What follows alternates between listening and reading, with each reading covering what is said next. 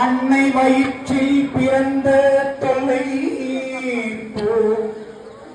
போகா துயரம் போ நல்ல குணமதியமா அருமை கோபுரத்தில் செல்வ மகாகணபதியை கை தொந்தற்காள்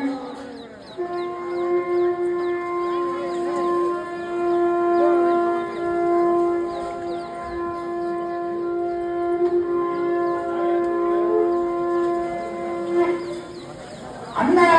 மலையாருக்கு அண்ணாமலையம்மனுக்கு